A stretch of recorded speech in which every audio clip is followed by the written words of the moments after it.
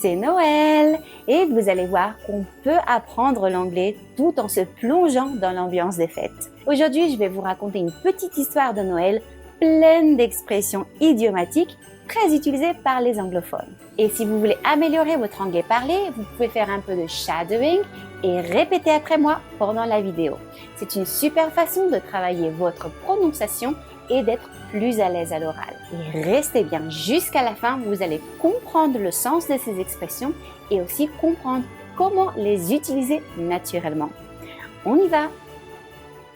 It was the week before Christmas, and Tom was snowed under at work. Emails, deadlines, meetings, you name it. He barely had time to blink, let alone think about Christmas shopping. Snowed under veut dire débordé de travail, comme si vous étiez littéralement enseveli sous une pile de choses à faire. Par exemple, I can't go out tonight, I'm snowed under with exams. Je ne veux pas sortir ce soir, je suis submergé par mes examens.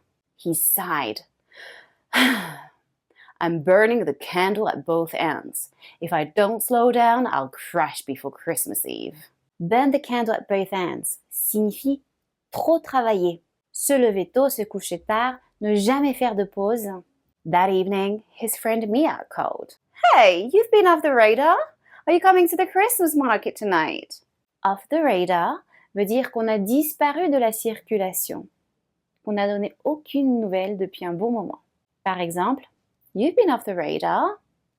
Ça fait longtemps qu'on t'a pas vu. I'd love to, Tom said, but I'm up to my ears in work. Come on, Mia laughed. All work and no play makes Tom a dull boy. Up to my ears veut dire débordé ou submergé. Imaginez que le travail monte tellement haut qu'il vous arrive jusqu'aux oreilles. At the market, the smell of cinnamon and roasted chestnuts filled the air. Tom started to get into the Christmas spirit. Get into the Christmas spirit signifie se mettre dans l'ambiance de Noël. Commencer à ressentir la joie et la chaleur des fêtes. That night, he poured hot chocolate into his new mug and put his feet up.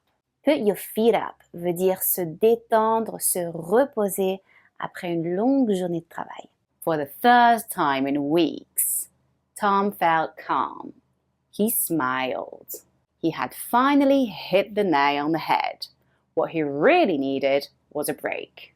Hit the nail on the head signifie taper dans le mille, c'est-à-dire identifier exactement le vrai problème ou la bonne solution.